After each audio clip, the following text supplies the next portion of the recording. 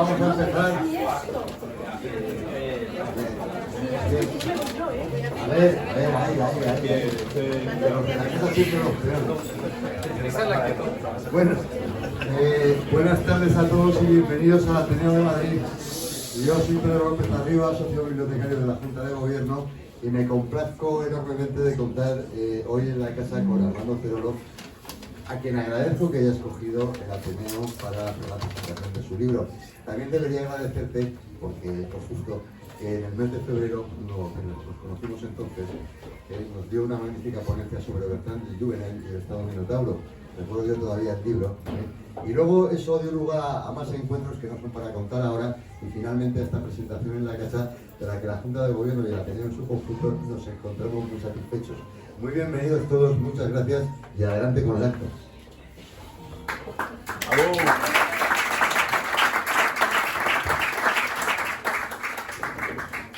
Gracias, Pedro, y gracias por acogernos en esta casa que también sentimos como nuestra. Gracias a todos vosotros por estar hoy aquí. Es un día de fiesta y de celebración y sin vosotros no tendría sentido. Si el libro tiene una mínima positividad sobre el mundo es porque a mí estas cosas me suceden, ¿no? Que vengáis y que podamos hablar de lo que nos importa juntos es un motivo de esperanza.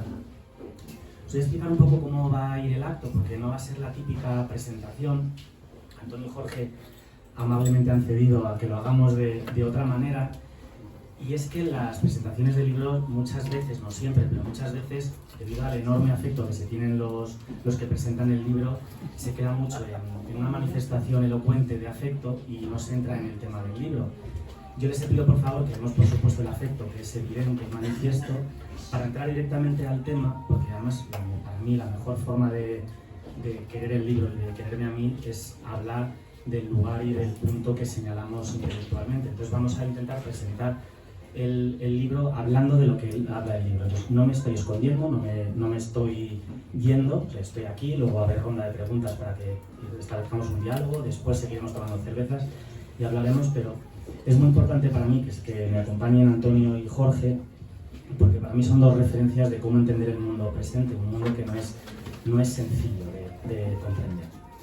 En primer lugar, quería dar las gracias a Manuel Oriol, a Ediciones Encuentro, por haber confiado. Siempre el editor es el que arriesga, el autor hace lo que puede, pero el editor es el que arriesga. Entonces Manu, no sé dónde está, pero mil gracias a Ediciones Encuentro. Gracias a todos vosotros por venir, al Ateneo, a Antonio, que viene de Bruselas, a Jorge, que está pluriocupado y pluriempleado, y hoy ha reservado un rato para nosotros, y gracias a vosotros, un viernes víspera de puente, por todos y cada uno de vosotros haber hecho las composiciones y cambalaches familiares, personales y amistosos para poder estar aquí. Entonces, sin más preámbulos, digo dos claves de interpretación del libro y pasamos a una conversación con Antonio y Jorge, que es lo que va a ser realmente interesante. Sí, me recuerda, Manu, lo importante. Los que no lo hayáis pedido, en la mesa de venta de libros hay unos tickets que se canjean por consumición. Entonces, el que le apetezca mientras estamos charlando tomarse algo, que se acerque y se lo tome. No vayáis todo de golpe. Bueno, dos claves de interpretación del libro y entramos con el diálogo, con la conversación, que va a ser realmente interesante. ¿Por qué idiotas y por qué límite? El libro, la clave de interpretación del libro, para aquellos que os acerquéis a él, es el poder. Entonces, el poder es yo me enfrento a una cuestión personal, que es porque hay un vicio intelectual, y ya veis que ya pongo un valorativo, un vicio intelectual de hablar mal de la modernidad. ¿Por qué nos gusta hablar mal de la modernidad? ¿Es verdad? ¿Es mentira? Bueno, entonces yo me lo pregunto intelectualmente y planteo como criterio uno de otros muchos que podemos plantear, que es el poder. Yo creo que el poder es uno de los criterios claves, uno de los conceptos claves de la modernidad. Entonces, ¿cómo nos relacionamos con el poder? Entonces, el hilo conductor del libro, un hilo muy sutil, invisible a veces, demasiado invisible a mi juicio, debería haber sido más claro, es el poder. ¿Cómo nos enfrentamos al poder? Entonces, en ese sentido, yo creo que desde hace al menos 200 años llevamos entendiendo la palabra límite como un obstáculo, como un problema. Cuando en realidad límite es frontera, es vínculo, es piel, es contacto, es membrana, es puente, es bisagra. Entonces, el hecho de entender el poder como un límite nos puede llevar a anular el límite, a romper el límite, a romper obstáculos, o a enfrentarnos a él. Yo lo que digo es que quizás tenemos la llamada hoy en día de entender el poder como una oportunidad, como una responsabilidad, como una capacidad de una nueva libertad, dado que el hombre posmoderno es consciente de un poder especial. Esa es la idea del límite. ¿Y por qué idiotas? Porque para mí, en la literatura y en la historia contemporánea, solo hay dos personajes que estén a la altura de la modernidad, que son aquellos que son conscientes de que el poder es un fenómeno nuevo, que son los idiotas y los imbéciles. Los idiotas son aquellos que no intentan vencer al poder, y los imbéciles, que serían los anarquistas. O sea, sería como el idiota es un santo y el imbécil es un anarquista, ¿no? Entonces, a mí me encantan los anarquistas, pero el anarquista, queriendo reventar el poder porque es consciente de su problema, al final, como Rompetechos, como Super López, lo que hacen es multiplicar el poder. Entonces, empeoran el problema que quieren solucionar, ¿no? Estos serían los imbéciles, que para mí son los personajes que están a la altura del tiempo. Los otros que están a la altura del tiempo, pero son los que más me interesan, son los idiotas, porque lejos de hacerse igual de grandes que el poder y por tanto colaborar a la escalada del poder, lo que hacen es hacerse pequeñitos, como Santa Teresita de Lisieux, que es un poco el modelo que tomo, aunque la palabra la tomo de Dostoyevsky, y en el fondo, y alguno me ha dicho que esto es una provocación, y quizás lo sea, para mí el gran idiota es Jesucristo. Es una persona que ve el poder, entiende el poder, y sin embargo lo asume y se deja vencer por el poder. Entonces, para mí, creo que estamos en una época, en un momento en el que quizás nos es especialmente fácil entender que estamos llamados todos a ser idiotas. No es un libro moral, no es un libro de moralina, no es una conversación de moralina, sino que es un libro más bien político. Pero yo creo que ser idiota tiene consecuencias políticas. Bueno, estas son las dos claves de interpretación, y con esto pasamos a la conversación, que como os decía es la mejor forma de hablar del libro, porque el libro en el fondo es una llamada a una gran conversación pública, que es lo que nos falta hoy en día. Voy a empezar contigo, Antonio, y de verdad que ellos me han dicho que no hiciese lo que vamos a hacer. Ellos querían que yo fuese el protagonista y que yo fuese el libro, y lo tengo que decir porque son extremadamente generosos. La primera pregunta, Antonio, es si el problema que atraviesa el libro es el problema del poder, y esto se traduce, el poder humano se traduce en la técnica, y la técnica como una variante de la tecnología, ¿no? Y tenemos un problema constante sobre la técnica, sobre dónde nos lleva el progreso, dónde nos llevan las ciudades, dónde nos llevan las tecnologías, dónde nos lleva la industrialización, dónde nos lleva la digitalización. Parece que tenemos una relación problemática con la comprensión de las tecnologías, que es la manifestación del poder. Esto nos hace que quizás las tecnologías nos hagan tener una visión negativa del mundo en el que estamos, porque no las comprendemos, porque no sabemos estar a la altura de las tecnologías. Entonces yo te quería preguntar, y que nos introduzcas en una conversación sobre cuál es nuestra relación con el poder, con la tecnología, y si esto influye en una visión negativa o si es legítimo tener una posición positiva. Bueno, muchas gracias a todos por venir, a Armando por proponerme presentar su libro, que tuve el privilegio además de leer cuando apenas era un borrador. Y bueno, Armando es además como un eje sobre el que giramos mucha gente, por eso es un gran conector, ¿no? Y siempre Armando, siempre lo pienso que bajo una dictadura sería un gran organizador de células, porque es como alrededor de ti pulula mucha gente muy variada, siempre conspirando, haciendo cosas, y a mí me encanta estar entre esos conspiradores. Y bueno, el tema de la tecnología y del poder. Yo creo que la tecnología es el gran instrumento del poder, lógicamente, pero creo que hemos usado la tecnología como un gran chivo expiatorio al que echar muchas culpas de vacío o de problemas que no plantea la tecnología. Es decir, la tecnología es un medio al que en realidad le estamos achacando nuestra falta de fines. Quiero decir que si al final estamos enganchados a las redes sociales o la tecnología nos impone unos horarios imposibles porque estamos a las 12 mirando el móvil y tal, no es solo porque hay unas inercias, unas costumbres que la tecnología impone, a las que nos vamos adaptando, que vamos rechazando, que vamos modificando, sino también porque yo creo que la tecnología es un gran sedativo, podemos hacer un gran cambalache, digamos, al no tener unos fines claros, pues lo intercambiamos por eso que Jorge Freire, aquí conmigo, teorizó en su libro y explicó de una manera tan brillante que es esa agitación, ese homo agitatus, que es estar en este ocio perpetuo, sin la rueda del hámster, sin saber muy bien en realidad qué sentido tiene todo lo que hacemos, ¿no? Es decir, la tecnología como herramienta de poder, pero también yo creo como un gran espantapájaros sobre el que proyectar nuestra falta de sentido, nuestros males, nuestras insatisfacciones. Por lo tanto, creo que el problema no es tanto que tengamos un problema con la tecnología o que la tecnología nos induzca a hacer cosas que no queremos. Evidentemente, a ver, hay que pedirle a las grandes tecnológicas que no abusen de nuestros sesgos cognitivos, que no introduzcan patrones publicitarios engañosos, evidentemente, ¿no? En eso estamos, yo creo, todos de acuerdo.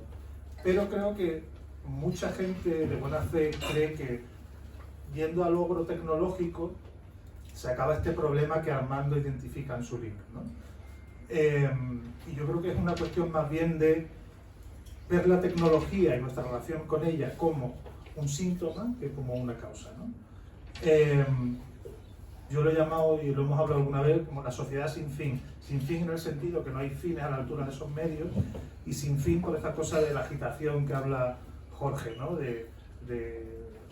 Como muy apegada al ocio compulsivo, como que tiene miedo a pararse a pensar en los porqués, ¿no? Creo que por eso la tecnología es un villano muy fácil, pero es un falso villano, ¿no? Si quieres luego podemos ahondar en eso, pero yo te dije que iba a hablar yo, pero yo te engañé. Te quería preguntar, o sea, ¿no tienes un poco de miedo a la hora de elegir tu título? Y lo hemos conversado, que pudiera tomarse precisamente como lo que denuncias, como una crítica contemporánea, o sea, como ahondar en esa crítica que dice que vivimos ahora en un tiempo que no merece la pena, que la gente es estúpida, que es individualista, que vivimos en un declive occidental irreparable. ¿No te dio miedo eso? ¿No crees que puede dar lugar a malentendidos? Y quería preguntarte, ¿cuál es no el mío ni el tuyo, tu diagnóstico del mundo de hoy? O sea, si tuvieras que situarte en estas escalas que hacen los sociólogos, ¿tú eres optimista con el mundo de hoy? ¿Cuál es tu diagnóstico respecto hacia dónde vamos? ¿Y por qué en caso de, sé que es así, que rechazan la crítica así general que se hace de nuestros tiempos como los peores tiempos posibles, como casi el paso previo a la defunción final de nuestra civilización? ¿Cuál es tu diagnóstico? ¿Cuál crees que son las puertas de esperanza? Sabía que no te podía invitar. Sabía que me iba a hacer la 13-14. Respecto al título, sí, es una provocación. Entonces, los que me conocéis sabéis que me gusta provocar y hasta de todas maneras el título es una genialidad del editor, no es mía. El título tenía como posible título así más académico El límite, porque en el fondo es un ensayo sobre el límite. El editor me sugirió la palabra idiota y dije, pues sí, porque la verdad es que es una idea muy buena. Es una idea que pone con una sola palabra lo que he dicho antes, ¿no? La relación con el poder y la relación contemporánea con el poder. Entonces no me ha importado. Si alguien le aparta el título, pues me da pena. Estoy seguro que El límite hubiese apartado mucho más, porque este es otro tostón académico y lo que aprieta. O sea que, pero vamos, sino, quiero provocar en el sentido que decía Ortega, uno provoca por caridad, es decir, exagerar está bien siempre y cuando uno sabe que está exagerando, porque es la forma de atraer la captatio benevolenti, ¿no? la atención del otro. Entonces, el título yo creo que es lo mejor del libro y entonces lo vamos a dejar.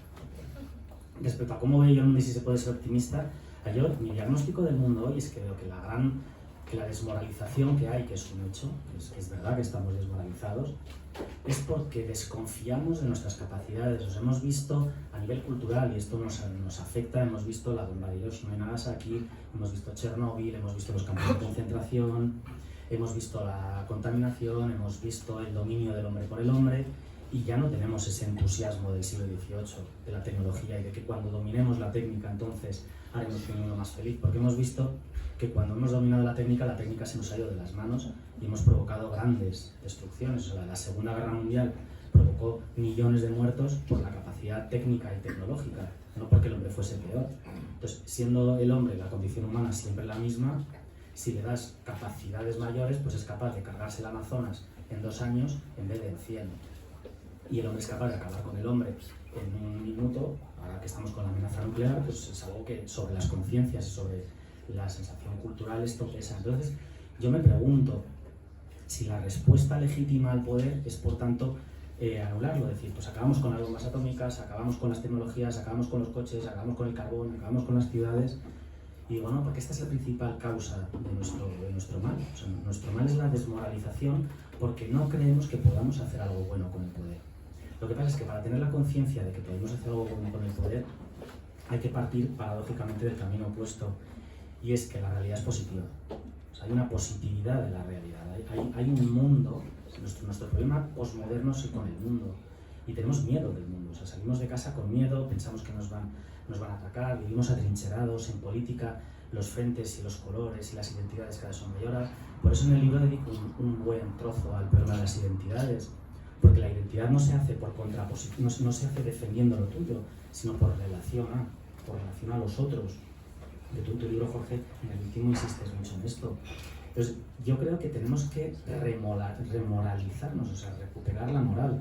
Y parte de dos puntos que ahora simplemente lo puedo decir como dos datos. El primero, que el mundo es positivo, o sea, el mundo no es negativo, el mundo no es una amenaza.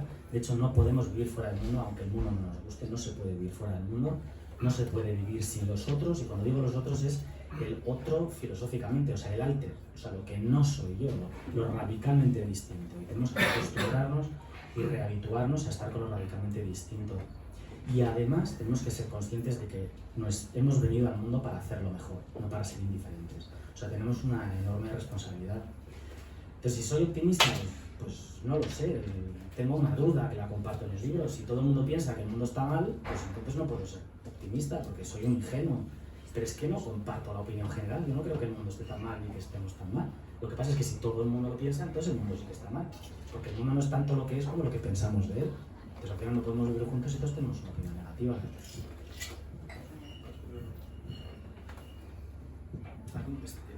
Al hilo de lo que estamos hablando y luego ya te hago a ti. Ah, bien, bueno, pues es que en realidad hay tantas cosas, tantos frentes abiertos. Bueno, es que estos dos fenómenos en 10 minutos han abierto muchos melones, por lo cual no sé muy bien qué hilo queréis que agarre. Pero bueno, en fin, continuéis sobre la técnica y sobre la agitación, y luego ya te pregunto sobre otra cuestión.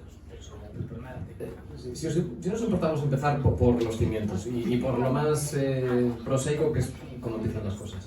Yo cuando recibí tu libro, cuando supe de la existencia de tu libro, me sorprendió muchísimo el título, porque el título no se aviene quién eres tú o cómo es tu carácter. El título es belicoso, el título es agresivo, el título es acerbo, y yo digo, quien vea este libro va a pensar que Armando es lo contrario de lo que es. Tú eres una persona muy cívica, muy tranquila, una persona templada pero no tibia, como bien dices en el libro, y efectivamente esto de época de idiotas, hasta que no profundizas en el libro y te das cuenta que el idiota no sería necesariamente negativo, bueno, pues efectivamente yo creo que llevaba error, ¿no? Este libro, yo creo que entre otras cosas hace algo que hemos experimentado los que te hemos escuchado hablar y los que frecuentamos la amistad, y es que consigues contagiar una pasión, lo cual no se dice de cualquier persona, y creo que es muy importante. Y este libro, la verdad es que he estado dándole muchas vueltas a la idea del idiota, y hay algo que no dices, pero yo creo que se desliza de forma inadvertida y que se da por supuesto, y es que idiota en los últimos años, sobre todo en los últimos 10 años, después del 15M, después de que se repolitizara la vida privada de los españoles, idiotes, ha sido una acusación que nos ha caído a todos. Lo has visto en infinidad de artículos y en conversaciones. Siempre que tú mostrabas un cierto desapego o mostrabas, pues no sé cómo decirlo, un cierto desinterés hacia la actualidad política, siempre había alguien que te tildaba de pasadista o te decía que efectivamente eras un idiotes en el sentido de la Grecia clásica porque no te preocupabas del devenir diario de la política y tal.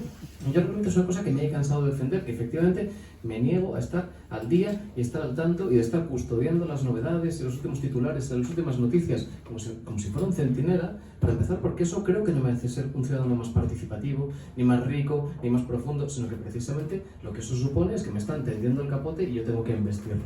Entonces creo que está muy bien resignificar esta palabra del idiota cuando te dicen que el idiotés es aquel que está muy desapegado de la política. Es todo lo contrario. El ciudadano idiota hoy de nuestro tiempo, el que, como tú bien dices, se pliega a las exigencias del poder, es el ciudadano hiperactivo, es el ciudadano que está en constante alerta. Hombre, los españoles de alerta sabemos unas cuantas, porque en las últimas semanas, en los últimos meses, en las últimas semanas hemos vivido una alerta climática, una alerta pandémica, una alerta feminista, una alerta no sé qué. Es decir, los políticos están desatando alertas constantemente y burlando al final esas alertas pues cumplen la enseñanza de Pedro y el Lobo, que al final ya no hay ninguna cosa que nos llame la atención. Estamos en un constante momento epocal, un momento de acontecimiento. Fíjate que antes la palabra crisis era tan sumamente grave que bastaba ponerle un titular para que todos nos acoquináramos y nos echáramos a temblar. Y como ahora esa palabra ya no significa nada, porque, en fin, la inflación a la que los periodistas han sometido ciertas palabras ha hecho que se deprecien como si fueran monedas. Ahora, si os fijáis, en algunos titulares ya se empieza a hablar de crisis grave. Porque hay crisis no nos dice nada, ¿no? Entonces, leyendo tu libro, y perdona si me estoy yendo mucho por las ramas, pero es que lo estaba pensando, pues efectivamente llegaba a la conclusión de que quizá la caricatura del ciudadano participativo, estamos en una democracia deliberativa, es decir, la base de la democracia liberal es la deliberación. Yo creo que la caricatura del ciudadano es el ciudadano hiperactivo, que tiene que estar constantemente alerta, como si de la varilla de un sismógrafo se tratase, y tiene que estar constantemente muy preocupado, ¿no? De hecho, ahora que Orwell se ha puesto de moda con el gazapo de Feijóo, hay una cosa que dice Orwell, que a mí me gusta mucho, que hay que mantenerse en guardia entre las frases hechas, porque toda frase hecha, todo latiguillo, todo lugar común, en el fondo es una tentativa de colonizar nuestra mente, en el fondo es una tentativa de que la muchedumbre piense por nosotros y de que haya partes de nuestra mente que queden insensibilizadas. Y yo hay dos frases hechas a las que le estoy dando vuelta mucho en los últimos días, porque yo creo que definen este tiempo de idiotas. Una de ellas es una frase de la que se han enseñado los periodistas, que es poner pie en pared. No, ¿quién pone pie en pared? Pone pie en pared quien se siente a la defensiva, quien se siente atacado, quien se siente como el jabalí que está arrinconado y que de repente va a pegar una topada importante, ¿no? Otro sintagma que se repite últimamente es el de mantenerse en guardia. Hay que mantenerse en guardia. Todo el tiempo nos dicen manténgase en guardia. Da igual que nos hablen de vacunas, que nos hablen de la inflación, da igual que nos hablen del fútbol, da igual de que nos hablen, pero hay que mantenerse en guardia. Bueno, mantenerse en guardia, ¿qué significa? O sea, en el léxico pugilístico, mantenerse en guardia significa que hay que estar con los puñitos en alto. Y pues yo me niego a ir por la vida con los puñitos en alto y a la defensiva, porque eso es la caricatura del ciudadano. Entonces, entre otras cosas, creo que este libro es importante porque define, o por lo menos indica el camino a seguir para ser mejores ciudadanos de lo que somos. Desarrolla un poco más lo de pie en pared, o sea, ¿por qué tenemos esta sensación? ¿Por qué tenemos esta sensación de que nos atacan y de que hay que estar en guardia? ¿Qué pasa? O sea, ¿realmente nos atacan? ¿Hay algo que nos ataca? ¿O nos sentimos atacados? Desarrolla un poco más. No tengo ni idea, no lo sé. Vosotros, que no os tengo en cuenta. Oye, ¿sabes? Aquella metáfora tan bonita de Aristóteles, escrita ya hace la friolera de 23 siglos, del ejército de un desbandada que huye de un enemigo temible, hasta que de repente uno de los jinetes decide volver grupas y se da cuenta de que no hay nadie persiguiéndolos. Bueno, yo creo que esa imagen define nuestra época, de que estamos escapando. Lo cierto es que el año que viene, que es un año de intensidad electoral como pocos, porque vamos a tener ya en abril las municipales, luego las autonómicas, a finales de año las nacionales, realmente yo creo que vamos a sufrir precisamente esto más que nunca, porque ahora los partidos, precisamente gracias a su imprecisión ideológica, necesitan para movilizar a sus militantes precisamente agitar este señuelo y precisamente ponernos alerta y precisamente estar enarbolando el fantasma este del coco, del camuñas que viene y cuidado que viene y tenemos que ponernos en guardia y ponernos pie en pared. Yo no sé qué significa pie en pared. De hecho, pie en pared es una frase postural, una postura ergonómica. O sea, ponerse pie en pared es lo que con perdón hacían en tiempos idos las mujeres que hacían la calle. O sea, ponerse pie en pared para ver si venían los clientes o si venía la policía. Y entonces, no sé muy bien qué significa ponerse pie en pared. Yo entiendo que ponerse pie en pared significa estar alerta, estar en guardia y estar permanentemente a la defensiva. Yo creo que eso no es lo que hace un ciudadano. ¿Qué es lo que hace un ciudadano, Armando? No vale acabar con una pregunta, Jorge. Esta pregunta, no, Antonio, no te la había anunciado, entonces te voy a pedir que improvises, pero Antonio es un gran observador de lo real, es una de estas personas que a mí me enseña a mirar las cosas, porque tú primero observas, de hecho al final por eso profesionalmente es tan brillante. O sea, ¿cuáles son las amenazas? Vamos a ponernos no positivos. ¿Qué amenazas reales hay? Porque a veces tenemos amenazas imaginadas, fantasmas, pero no seamos ingenuos. En toda realidad histórica hay amenazas y cada época tiene sus amenazas. Te voy a pedir que no seas positivo, ¿vale? Ahora, ¿cuáles son las amenazas reales? Vale. Bueno, yo cuando hablaba de poner pie en pared, una expresión que a mí yo odio también, y cada vez que mi perro hace pipí me acuerdo de ella. A ver, tampoco podemos decir que sea una época fácil, hay amenazas reales, pero es verdad, la devaluación de la palabra crisis, incluso de los escenarios de alarma, son muy llamativas, ¿no? Hace poco leía un encuentro que tuvo Hannah Arendt con el sociólogo Richard Sennett en plena crisis de los misiles, se encontraron en Nueva York, y cuenta Richard Sennett en su libro que Hannah Arendt estaba nerviosísima, el mundo se acaba, no sé cuánto, y ahora bueno, te dicen, oye, que Putin dice que lo mismo tiene una bomba atómica. Total, es verdad que eso se ha devaluado mucho.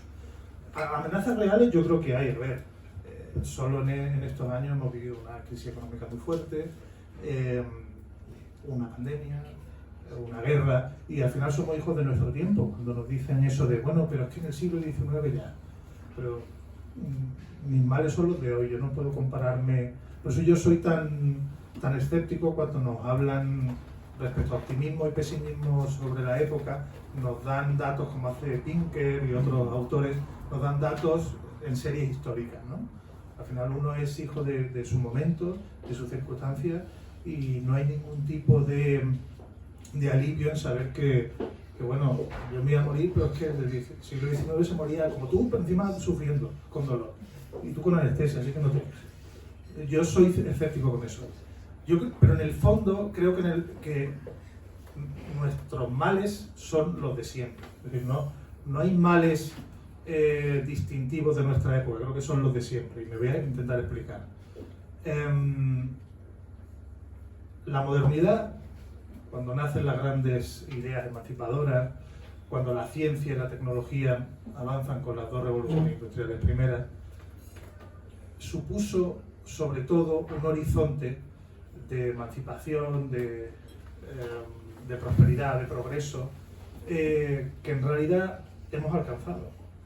Y cuando hemos alcanzado, o sea, digamos que teníamos ese señuelo para creer que nuestros problemas eran que no teníamos eso. Y cuando lo hemos tenido, porque lo hemos tenido, nos hemos dado cuenta que seguimos sintiéndonos mal. Pero ya sin ningún señuelo, porque estamos descreídos precisamente de los señuelos, ¿no? Con lo cual yo creo que nuestros males no son, a ver, que sí son, digamos, leyes concretas, funcionamientos perversos de determinados mercados, maldad de determinada gente. Esos son problemas coyunturales, claro que lo son y que hay que arreglarlos.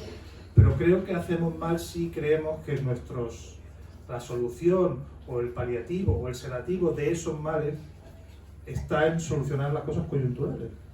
Yo creo que somos una época en general falta de fines a la altura de los medios. Cuanto más refinados son los medios que tenemos, la inteligencia artificial, la medicina, la edición genética, en fin, todo lo que conocemos, todo y que se nos anuncia cada día, pero al final seguimos sintiendo un gran vacío, ¿no? Al final seguimos muriéndonos sin comprender, bueno, esto qué es ni nada, ¿no?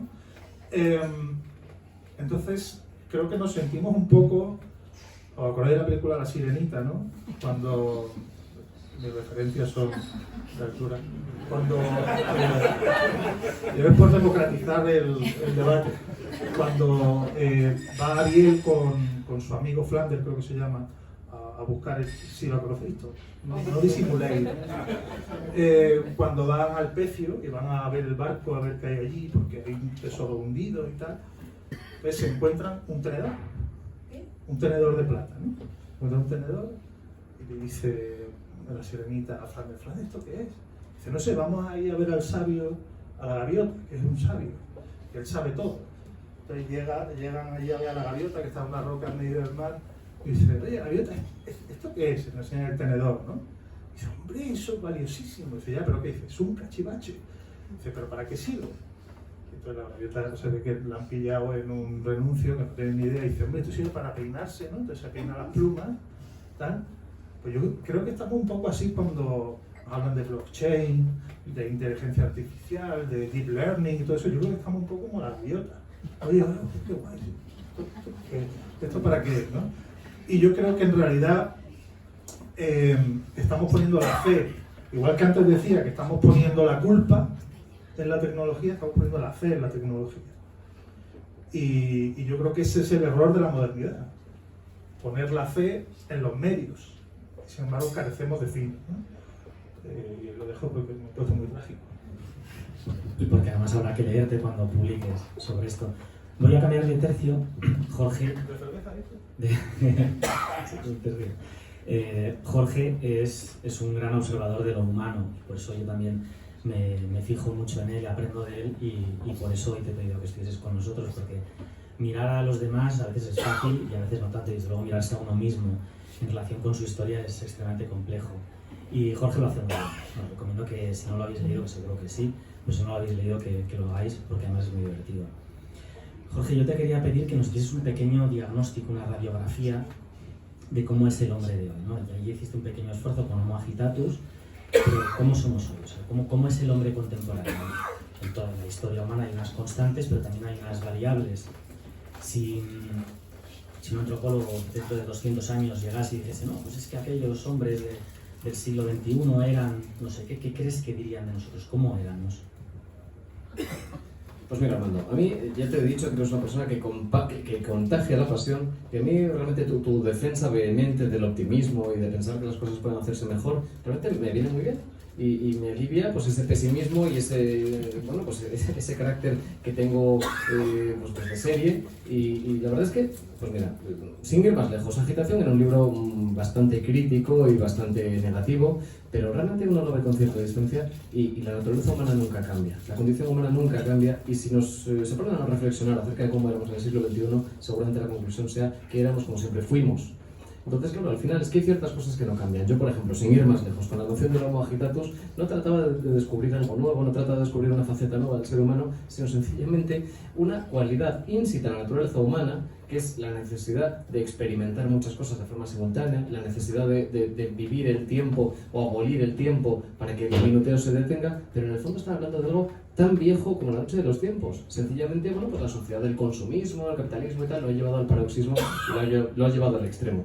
La verdad es que, fíjate cómo son las cosas, pero yo creo que esto se debe a tu influencia. Desde que salió ese libro de Agitación, yo tengo un remordimiento, yo tengo un remosguillo, y es el hecho de haber hecho un libro de crítica. Y leyendo Época de Idiotas, es como si me estuvieras dando no tanto un aldabonazo como que me estuvieras dando una cachetada, porque creo que es muy fácil hacer la crítica y sobre todo hacer la crítica destructiva. Es muy fácil, algo que tú criticas precisamente, decir que nuestra época está muy mal, decir que nuestros coetáneos son imbéciles, decir que nuestros políticos son los peores, decir que por supuesto que nuestro país es el peor, porque España, especialmente los españoles, no hay un pueblo que se mire con más vehemencia y con más machaconería en la pletina del microscopio, no hay un país en el mundo que esté tan obsesionado con su ser, esta cosa del 98ismo del ser de España, el mal de España, España como problema, esta cosa, este identitarismo en el fondo, que no lleva a nada, de cómo un gran país se considera el peor de los países, ¿no? Entonces, claro, pues efectivamente, esta crítica, a mí hay una cosa, una metáfora que me gusta mucho de Burke, en fin, el padre, el filósofo inglés, padre del conservadurismo y tal, que escribió en su libro sobre la Revolución Francesa, que lo escribió en 1791, es decir, lo escribió cuando quizá columbraba en lontananza los desafueros de la Convención, pero cuando todavía no se había producido el grueso de todo el derramamiento de sangre, ¿no? Pero ya sabía lo que iba a suceder. Entonces Burke decía, cualquiera puede coger un reloj, abrirlo y despanzurrar todas sus piezas encima de una mesa. Cualquiera puede abrirlo y poner las bielas, los pistones, los tornillitos, las tuercas, lo que fuere. Pero a ver quién es el guapo que consigue recomponerlo y hacer que vuelva a funcionar. Bueno, efectivamente, una crítica destructiva la puede hacer cualquiera, hasta el más tonto, pero una propuesta, un ideal propositivo está al alcance de muy pocos, entre los que tú te cuentas. Con lo cual, efectivamente, esto de criticar, esto de denostar a nuestro coetáneo, es algo en lo que he incurrido y la verdad es que he enmendado mi error, me he reformado y no quiero volver a hacerlo. Fíjate cómo son las cosas, que precisamente al hilo de esos meses, que no años, al hilo de esos meses de 1791, pues no voy a volver a criticar a nadie. A partir de ahora solo voy a decir cosas buenas. Fíjate que en el momento en que Burke decía eso, a unos cuantos kilómetros en Escocia, Robert Burns, el poeta, hablaba, parece una cosa muy diferente, pero en el fondo estaba diciendo lo mismo. Está hablando de un ratoncito al que hacer su madriguera le había costado agotadoras dentelladas y al que un golpe de azada había supuesto que se cargara la madriguera, ¿no? Este es el poema que luego inspiró la novela de Steinbeck, de Ratones y Hombres, ¿no? Of Mice and Men. Pues claro, efectivamente, ¿cuánto le cuesta al ratoncito? ¿Cuántas dentelladas le cuesta hacer la madriguera? Y qué fácil es pegarle un golpe con el azadón y cargársela, ¿no? Con lo cual es muy fácil la tentación de la crítica y es algo, yo creo que todos tenemos que reprimir esa tentación, atarnos al mástil, como Ulises, y solo hablar cuando podemos decir algo que mejora nuestra condición, como tú haces. Ya no me acuerdo que me has comentado. Y como tú me enseñas, Jorge, que nos enseñes a mirar al hombre contemporáneo y a hacer una crítica, además una crítica como la que tú haces de Homo agitatus, a mí me ayuda, porque yo también soy un Homo agitatus. En Homo agitatus Jorge utiliza una imagen que es muy divertida, que es como el hámster metido en una rueda, que se mueve mucho pero que al final no avanza, ¿no? Los derviches del desierto, son como peonzas, giramos y giramos y giramos. Y también me ayuda una crítica, porque ayuda a corregirse, ¿no? Pero te pedía que señalases algún punto, y a ti también te lo voy a pedir, ¿vale, Antonio? Que señales algún punto que nos haga característico. Romano Guardini, que es un autor al que cito mucho en el libro, utiliza una imagen que a mí me acompaña mucho. Dice: las virtudes humanas son como las constelaciones, son 12 y ahí están. Lo que pasa es que giran y no siempre se ven las mismas, pero todas están. Entonces, todas las virtudes humanas, llamamos virtudes, llamámoslo carácter humano, es lo mismo, pero vamos, utilicemos la palabra virtud, que es la que utiliza él, y además creo que no hay otra mejor. Las virtudes humanas son las que son, pero es verdad que no todas las épocas, igual que no todas las estaciones, permiten ver las mismas virtudes de la misma manera. Por eso en la última parte del libro, algún recorrido de los 2 últimos siglos, desde Tocqueville, el hombre democrático, y Ortega y Gasset y el hombre masa, que tiene mucha resonancia, ¿no?, a tu Homo agitatus, el hombre masa, el hombre democrático, y cómo las virtudes cambian del hombre aristocrático, el valor, lo mejor, lo que permanece en el tiempo, la tradición, son virtudes aristocráticas, y van dejando paso a virtudes democráticas, que son la igualdad, la conmiseración, la compasión, el estar con el otro. Entonces, en este sentido, digo, voy a intentar hacer algún pelín como Guardini y poner ahí una estrellita en alguna de las virtudes que se ven en nuestro filamento. Entonces, lo hago yo para que ahora lo hagáis vosotros. Y con esto terminamos, y si alguien tiene preguntas, que ya me habéis dicho antes que sí, damos paso a tener una conversación con vosotros. O sea, yo lo que veo, lo que sí que observo, es que precisamente porque somos unas generaciones que hemos sufrido, que hemos padecido la guerra, que hemos padecido las catástrofes, y que hemos visto que la gran amenaza del hombre es el hombre, que no es otra cosa, que es que somos una amenaza para nosotros mismos, pero es que además es que yo soy una amenaza para mí mismo. No es que tú seas una amenaza para mí, es que yo soy la amenaza para mí, que en el fondo es algo muy clásico. Esto hace que tengamos una particular conciencia histórica, o creo yo que esto es así, hacia el vulnerable, hacia el solitario, hacia el frágil. José María Esquirol tiene un libro precioso que de otros me recomendaste tú, es mi gran recomendador de libros, que es Humano más humano, y habla sobre la herida infinita. Yo creo que eso es algo de hoy. Esto hace 100 años sonaría raro, es un libro que no hubiese funcionado bien, y hoy ha funcionado muy bien. Y José María me decía que le están llamando de hospitales, de clínicas, para que les ayude a entender la herida humana, el dolor humano, la compasión humana, la conmiseración, la vulnerabilidad. Es algo que está sonando, incluso es que ya suena en el Parlamento por unos y por otros. Otra cosa es que luego se instrumentalice, pero es un tema que ya suena. Hay melodías que suenan y melodías que no suenan. La melodía de la vulnerabilidad suena. Yo creo que esto es algo nuestro, esto es algo de hoy. La compasión y la vulnerabilidad siempre lo ha sido, insisto, las virtudes humanas siempre han sido lo mismo. Podemos decir, no es que los griegos también tenían ternura y también tendrían compasión. Por supuesto que sí, pero no era la principal constelación, no era la que más brillaba, no era la que guiaba la navegación en una noche oscura. Sin embargo, hoy parece que nosotros, la estrella polar, está más centrada, ¿no?, en esto. Entonces, ¿cómo veis esto? ¿Sigues tú, que estabas en esto y que me has pedido que te orientase, y luego tú, Antonio, y terminamos? La verdad es que es curioso, mira, al final acabo de tirar un tiempo y ser un poco pesimista. Pero tú estás hablando de la compasión, y realmente nuestro tiempo es el tiempo de la empatía. Y empatía y compasión, en pazos, con pazos, significa exactamente lo mismo. Significa pasión, o emoción, o dolor, o placer, o lo que sea, compartidos. Lo cierto es que la empatía se muestra mientras que la compasión se alberga. Y como vivimos en un tiempo de exhibicionismo, al final es mucho más divertido ser empáticos que ser compasivos. Nosotros, en fin, ¿os acordáis de aquella parábola bíblica en la que aparece el rico Epulón, que es un asunto de Caifás, al que, estando en un opíparo banquete, se le aparece un atorrante, se le aparece un vagabundo y le pide un chusco de pan y él lo manda a paseo? Yo suelo decir, entre huevos y veras, que si hoy se le acercase el vagabundo de Epulón, no lo mandaría a paseo, sino que sería un selfie con él, componiendo un ademán así muy empático y muy compasivo, y luego lo mandaría a paseo, efectivamente.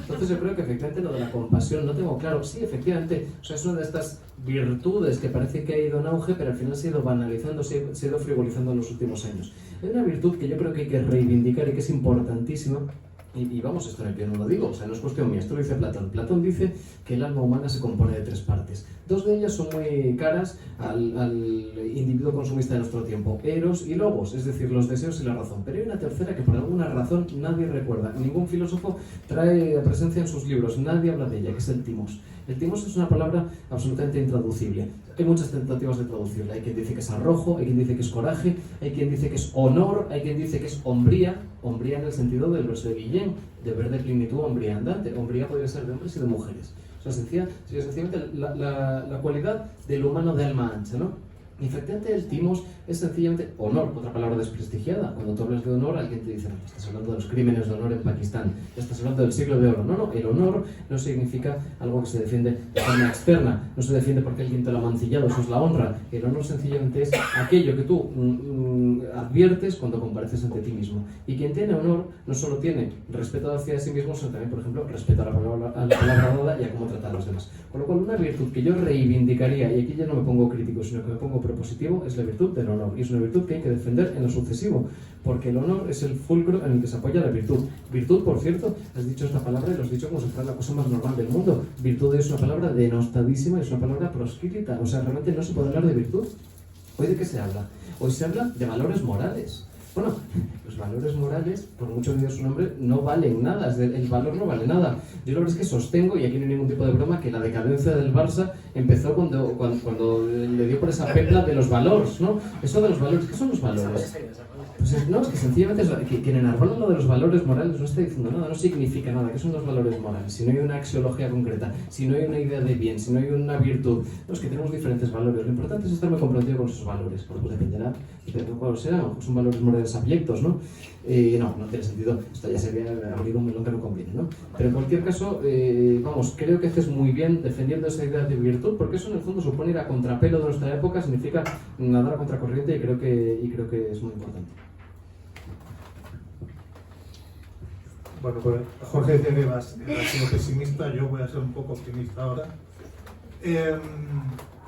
Yo creo que una cosa que define a nuestro tiempo es que hemos ampliado mucho el perímetro moral. El perímetro moral es un progreso evidente, que cada vez nos parecen más cosas intolerables, cada vez somos más sensibles a determinado tipo de situación, de dolor, y tratamos de ponerle remedio. Pero a la vez eso genera una sensación de época de debilidad, de gente débil, y eso puede verse como una falta de virtud, de capacidad para lidiar con los problemas, pero a la vez puede verse como un síntoma precisamente de esto, del progreso moral, ¿no? A mí hay mucha gente que me llama la atención cuando critican que vivimos una época de gente muy débil. Que lo digan como un aspecto negativo. Es decir, esto suele ser una crítica en nuestros días, ¿no? Que la gente no soporta nada, no aguanta nada, pero me parece una caricatura de algo mucho mayor y mejor, que es esta ampliación del perímetro moral, ¿no? Creo que somos una generación, varias generaciones de transición. Por otro lado, ¿qué generación no es de transición? Simplemente que a nosotros nos toca moldarnos a un nuevo tipo de herramientas, de medios. Vuelvo a lo mismo, quizás nos cuesta más identificar los fines, pero creo que somos una generación que puede verse como narcisista, que bueno, yo creo que quizá eso es porque la adolescencia, a través de las redes sociales y de su manejo temprano de la tecnología, impone un relato de la propia realidad que en realidad no es tal así. Es decir, que no creo que seamos tan narcisistas, o no tan narcisistas como... Es decir, creo que no somos más narcisistas que antes. Quizás tenemos más medios para mostrarlo, pero no somos más. Entonces creo que somos un mundo mejor en la medida en que nos sentimos insultados, nos rebelamos, aunque sea desde un punto de vista estético a través de las redes sociales, o esteticista más que estético. Pero creo que eso en el fondo está diciendo algo bueno. Es que tenemos un perímetro moral en el que cada vez caben más sufrimientos, caben más situaciones, y esto puede dar lugar a excesos, y de hecho da. la autocensura que hay ahora para hacer determinado tipo de bromas, de determinado colectivo y tal. Pero yo sigo pensando que todo eso en el fondo nos está diciendo algo positivo de nuestra época. Bueno, ¿y ahora qué opinas tú de todo esto? Porque no vamos a ser nosotros los únicos. Yo quería calentar el debate ahora con vosotros, con los que estáis aquí con nosotros, pidiéndonos que hicieseis un titular. Yo estoy de acuerdo con lo que has hecho y estoy de acuerdo también con lo de Jorge Antonio. Y luego, si quieres, lo hablamos. Pero quería calentar un poco el debate con vosotros para dar pie a vuestras preguntas, pediros un breve comentario sobre la nostalgia. Es un tema que está muy en la política, la nostalgia política, la nostalgia social. Nuestros padres vivían mejor que nosotros, todo lo de antes era mejor.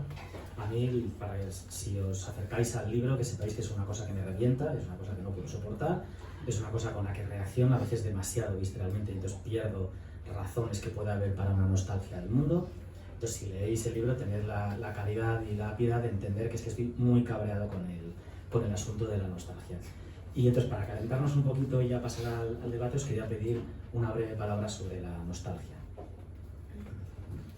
Bueno, pues yo estoy contigo. A mí también me pone de los nervios, me pongo de uñas cuando veo estos alegatos nostálgicos de nuestro tiempo. La verdad es que cuando alguien dice lo de echo de menos la vida que tenían nuestros abuelos, dices, bueno, efectivamente, claro, sacada de contexto, en una vida pues tan tópica, ¿no? Entre peroles, en una vida ordenada. Efectivamente, tu abuela tenía algunos de los males que sufrimos hogaño, porque no existía antaño, no existía pues la precariedad, no existía la temporalidad, no existía el síndrome de burnout. Efectivamente tu abuela no sufría el síndrome de burnout, pero efectivamente es una frivolidad esto de sacar de contexto ciertas cosas.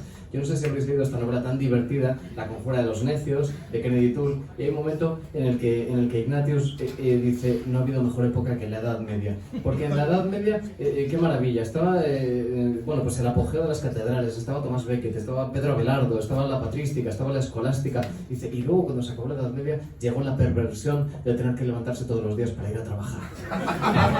Claro, dices, bueno, efectivamente, Ignatius, tú no estás pensando en esos campesinos que tienen que doblar la espina de sol a sol y trabajar la tierra, y luego encima estar sometidos a onerosos tributos de pagar al Señor y tal, ¿no? Y efectivamente esto, salvando las distancias, es lo mismo. Vamos, de hecho, creo que es preferible tener nostalgia de la Edad Media, que nos queda muy lejos, a tener nostalgia de la vida de nuestras abuelas. Luego encima sucede lo siguiente, es que la nostalgia muchas veces es una especie de operación recursiva que pide repetir aquello en concreto que nos gustaría repetir. Es decir, que no quieren volver al pasado, sino que quieren volver al pasado en determinadas cosas, ¿no? Como si fuera una iteración.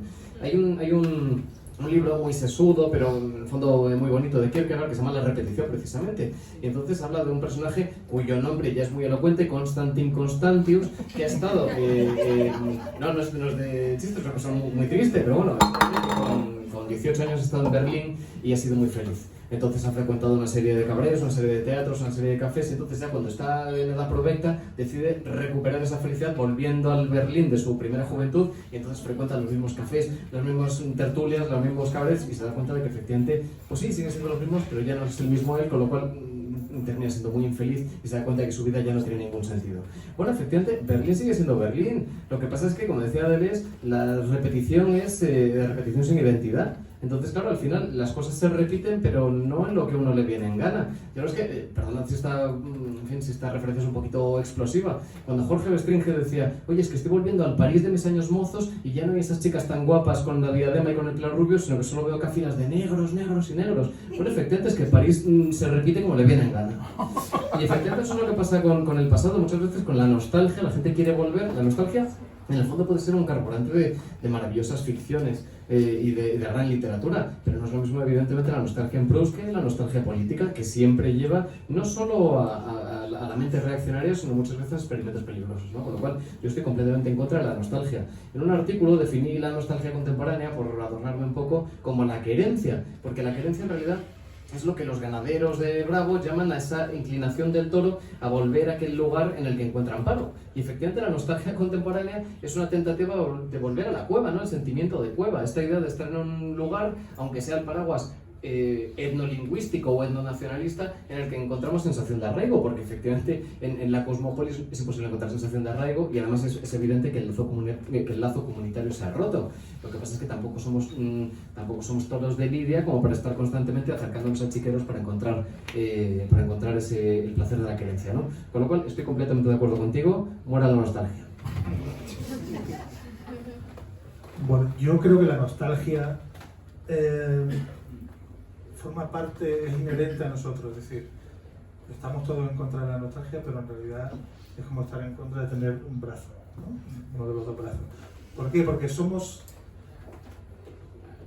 animales plenamente conscientes del tiempo. Y la nostalgia nace de la conciencia de que el tiempo pasa y no se recupera. Y en la medida en que somos un animal en el tiempo, somos seres en el tiempo, somos seres nostálgicos. Somos como esta imagen de Walter Benjamin del ángel de la historia, ¿no? Que va como en un vehículo, en realidad sentado al revés, ¿no? Hacia atrás. Entonces va avanzando y lo único que ve es lo que va dejando atrás. Por lo tanto, la nostalgia tiene algo de inherente y de inevitable, incluso hasta de positivo, ¿no? Porque es algo que también te obliga a rebelarte contra tu propio sino, contra tu propia animalidad, contra el instinto. El tiempo es quizás la nostalgia. La conciencia del tiempo y la nostalgia como rebeldía contra el tiempo quizás es lo que más nos define como seres creativos, seres curiosos, por esa incomprensión ante el paso del tiempo, con lo cual la nostalgia a la vez puede ser muy fecunda, ¿no? A mí me llama mucho la atención cuando leo novelas de los años 50, estas novelas americanas que se llaman las novelas del hombre del traje gris. Eran hombres que habían luchado a lo mejor habían desembarcado en Normandía o en Iwo Jima, se habían jugado la vida, habían perdido un montón de amigos, luchando contra los japoneses, contra los nazis, y por un mundo ideal que era el que básicamente consiguieron en los 50, ¿no? Por tener una buena casa, una buena familia, un coche, una nevera, una vida ordenada, pero luego llegan esos años 50 y se aburren. Y se aburren muchísimo, entonces llegan a ver con nostalgia la propia guerra. Y dicen que de ahí, bueno, esto es muy especulativo, que de ese malestar, de esa mirada extraña hacia una aventura que echan de menos, nacen los locos años 60 y 70, ¿no? Por lo cual, se trata, yo creo que más que de intentar no tener nostalgia, de reconducirla hacia vertientes creativas, vertientes incluso aumentativas de del propio gozo de la vida, ¿no? Yo creo que para detener el tiempo y disfrutarlo, lo primero es ser consciente del paso del tiempo. Yo creo que eso es inseparable de la nostalgia.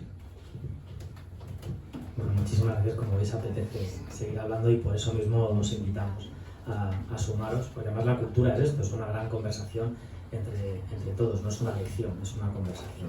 ¿Qué opinas de la nostalgia? Yo de hecho que a ver, hay dos formas de entender la nostalgia.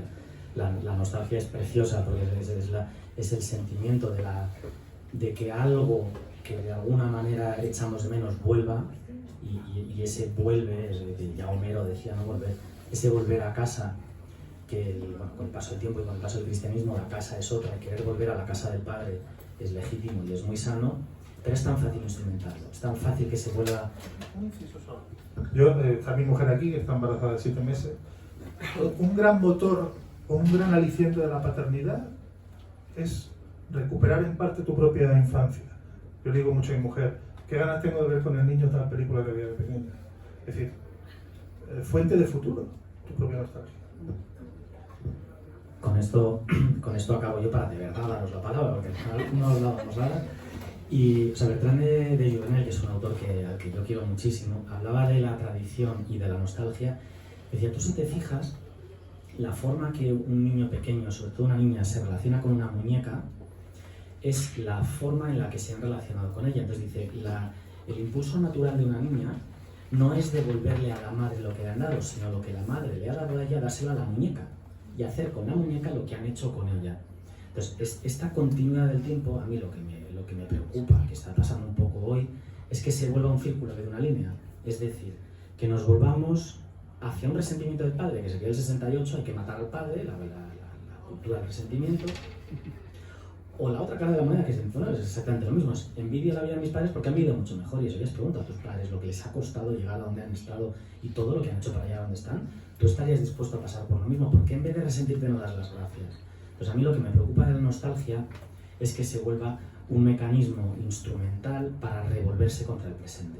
esto me molesta mucho, porque la nostalgia como recuerdo, más como recuerdo, recordis, ¿no? Volver al corazón. Tenemos un corazón que está bien hecho y que no para de recordar, un corazón que quiere ser devuelto constantemente a sí mismo, pero en un contacto con la realidad. Recordar es enfrentarse a la realidad y reconocerla en el corazón. Entonces, cuando el recuerdo se vuelve resentimiento, o sea, no es sentimiento, sino resentimiento, a mí esto es lo que me preocupa. Y es tan fácil que esto se convierta en nacionalismo, que se convierta en movimientos políticos ideológicos. Me preocupa tanto, lo veo tanto, que sobre mí pesa la crítica sobre mí. Bueno, ya lo prometido es deuda y además, por favor, es una necesidad nuestra entrar en diálogo con vosotros. Si estáis lejos, os corremos así el micrófono, y si estáis cerca, pues os lo acercamos.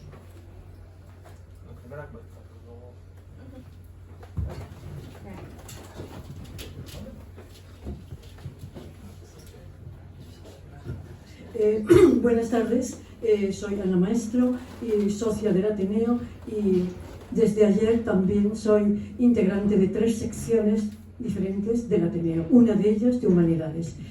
Muchísimas gracias por vuestra presentación, excelente libro, no lo he leído, pero por lo que habéis dicho, por supuesto que lo voy a leer y releer. En cuanto a las notas definitorias del hombre del siglo 22, 21, como queramos, ¿verdad? Voy a citar, es un tema calidoscópico, según se mire el ángulo, es infinidad de matices con los cuales se puede caracterizar al hombre actual. Y en un sentido, para no hacerme pesada y larga, voy a dar 3 notas básicas que vertebran el modo de ver el hombre actual, que es, en primer lugar, el Homo videns. El Homo sapiens ha desaparecido, ha dado lugar al Homo videns, al hombre que solamente ve, al hombre pantalla, se dice, a través, solamente es el hombre televisión, el hombre tablet, el hombre, no digamos, redes sociales, y por supuesto víctima de la nueva enfermedad denostada y tratada por la psiquiatría moderna, que es la móvil adicción. Bien, esta es una nota característica, a mi modo de ver. El Homo videns ha dado ha eclipsado, si no anulado, al Homo sapiens.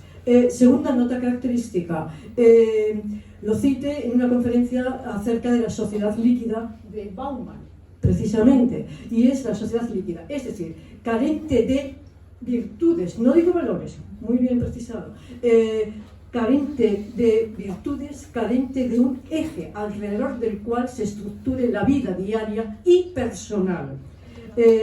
No se puede hablar de virtudes, no se puede hablar de disciplina, no se puede hablar de orden, no se puede hablar, son palabras proscritas. Es decir, es una sociedad líquida, cambiante, de acuerdo con el contexto en el que sea. Ya, acordémonos, todos hemos visto Así es, si así os parece, de Pirandello. Esa nota característica, y la otra nota característica es precisamente la supresión por parte de la técnica de la sustancia puramente humana, dialógica, pensante. Nos hemos convertido en un tornillo o en un adminículo de la máquina, sea cual sea. Igual me da un móvil que, no sé, algún asunto de esos de las cocinas, no sé, electrodomésticos o como se llama eso. Creo que esas 3 notas, en un afán reduccionista, es lo que a mi modo de ver, insisto, es las notas que yo prima facie observo. Muchas gracias. Gracias. No sé si queréis decir algo sobre esto, ya hemos hablado, os agradecemos un montón lo que suma su intervención al juicio. Les recomendaría el libro de Jorge Freire, Agitación, que habla de un poco la pata siguiente, que es el Homo ludens. El Homo ludens, que es un poco esta cosa de estar permanentemente pendiente del ocio, de planes, por una cuestión de no saber parar, ¿no? Me parece muy al hilo de su amable comentario. Sí. Bueno, se me ha olvidado una nota. Perdón, no quiero abusar, por favor. Solamente que se me ha olvidado una nota, creo que también es distintiva. Además, la cita muy bien Bauman, es la carencia en la sociedad actual de la procrastinación. Este palabra que no se utiliza últimamente, se está utilizando algo, y es precisamente la proyección de futuro. se hablaba del carpe diem, pero no en el aspecto material, sino en el aspecto íntimo, personal, el carpe diem. No tengo proyecto de futuro, aquí, ahora y ya mismo. Y esto también es un síntoma, a mi modo de ver, de nuestro tiempo. La falta de procrastinación, como digo. Gracias.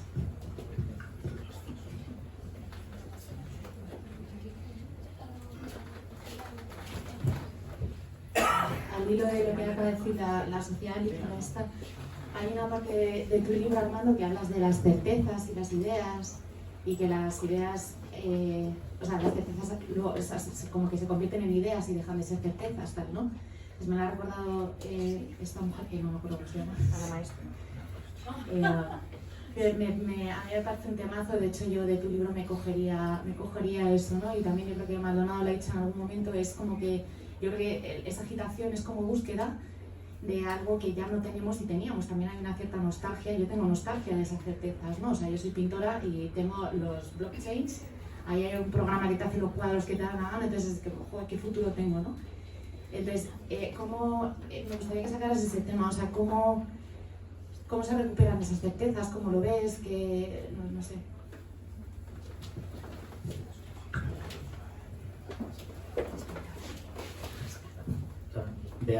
Tenemos que aprovechar que está aquí con nosotros Ignacio. Ignacio, perdona, pero te voy a hacer hablar porque es una idea muy orteguiana, ¿no? Entonces, Ignacio, te voy a hacer hablar, perdona, porque además es que forma parte de la suerte que tengo. Es que, como decía al principio Antonio, tengo la suerte de tener muy buenos amigos. Entonces, Ignacio conoce mucho mejor el tema que yo, y de verdad que no es por escaquearme. Yo he intentado utilizar en el segundo capítulo de mi libro la diferencia. Te estoy dando tiempo, Ignacio, para que te lo prepares, ¿eh?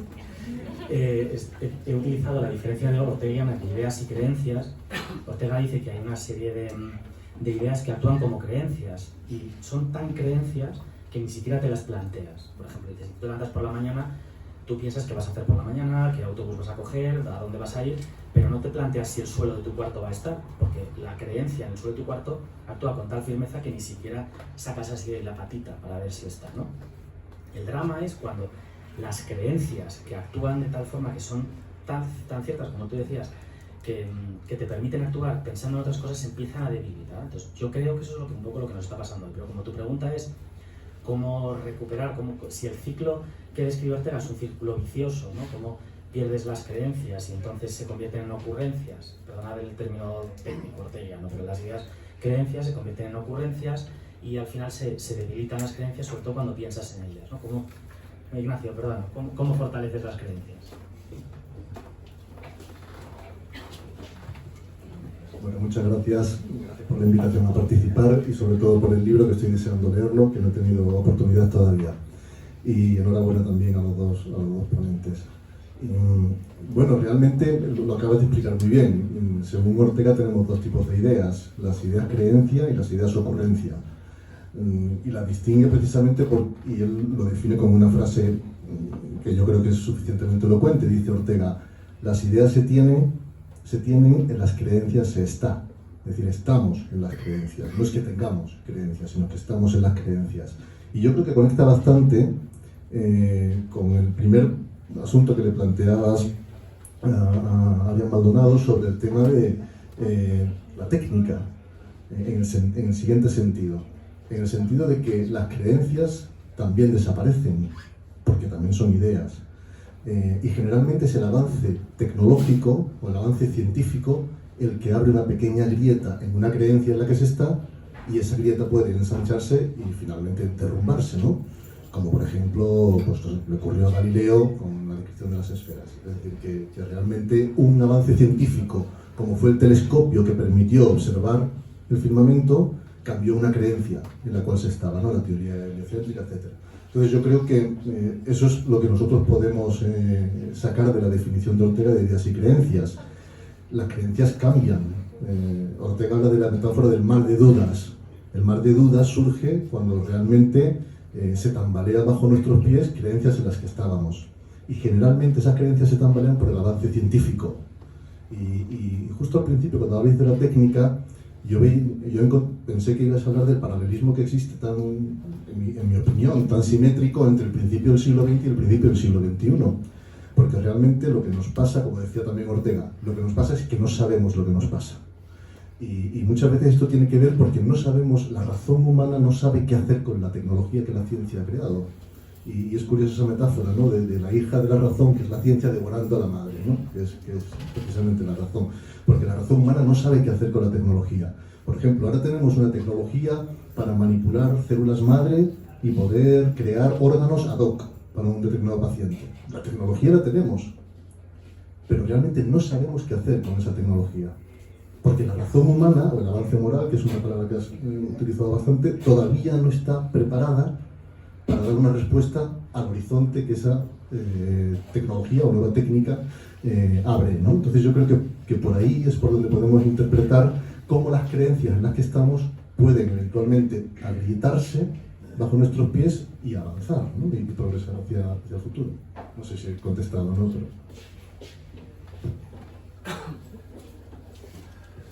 Gracias. Sí, bueno, muchas gracias por el comentario y además son los temas que más me interesa reflexionar ahora.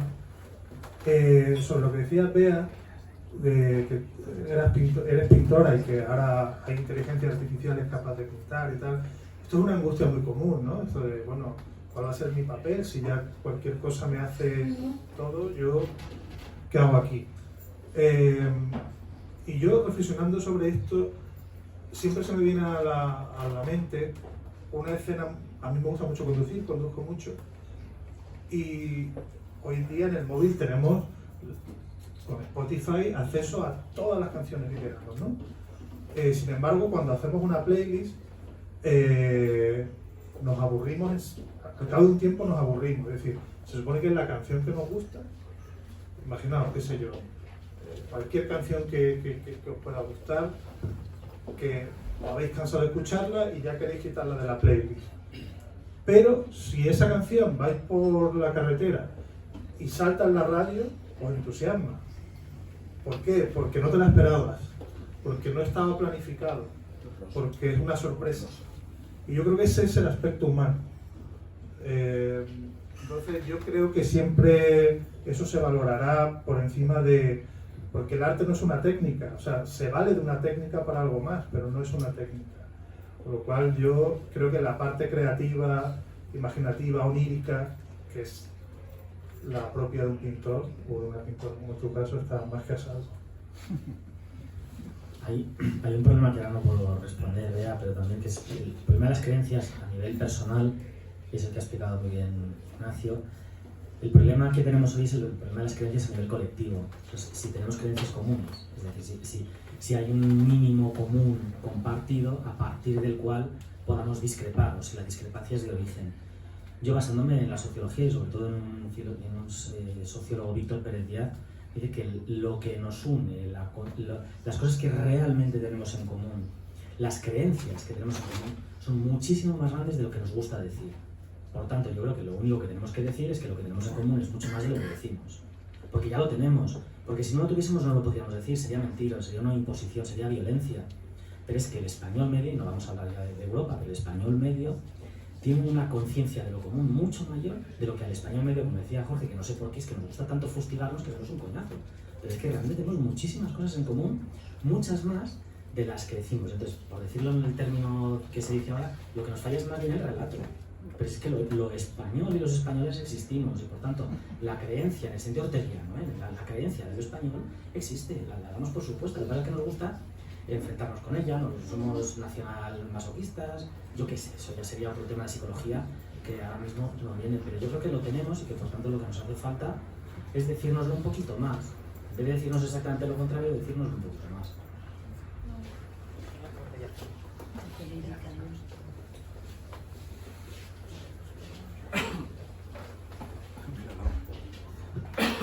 Buenas tardes.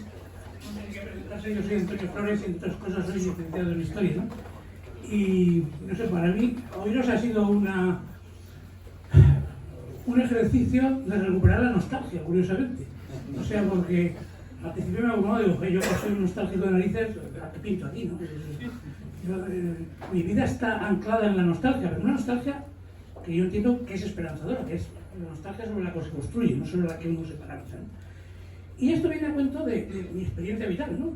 Ahora estamos con el tema de las redes y del internet, de todo lo que hay, ¿no? Pero yo he conocido, que ya soy talludito, los años 60 donde estábamos abrumados porque la televisión nos iba a matar, la televisión la caja tonta, nos va a dejar estupidizados a todos estos, que ¿dónde vamos a llegar? Con la influencia de la televisión, las señoras han dejado de planchar porque ven la televisión, los señores van al bar, se juntan a ver el fútbol.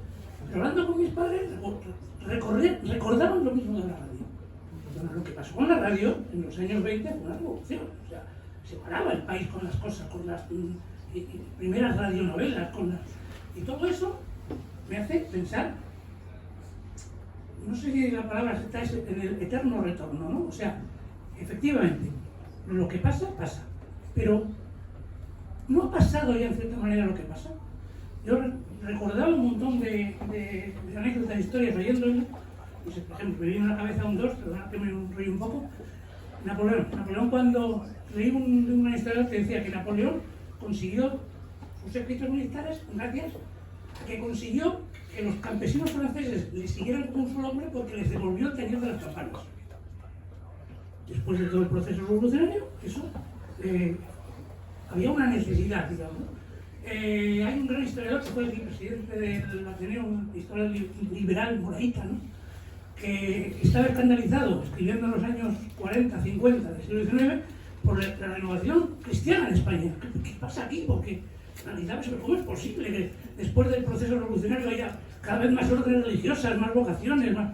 Y esto me hace pensar, bueno, y él lo atribuía a la inseguridad que habían generado las crisis sucesivas del liberalismo, las guerras civiles, etc. No estamos quizás infravalorando eso, o sea que estamos en ciclos, unos ciclos que unas veces nos llevan a la inseguridad, y de la inseguridad surge la búsqueda de la certeza, la necesidad de la certeza. Y eso nos vuelve a permitir construir sobre lo bueno que ha tenido quizás la inseguridad, ¿no? ¿No hay algo de eso ahí?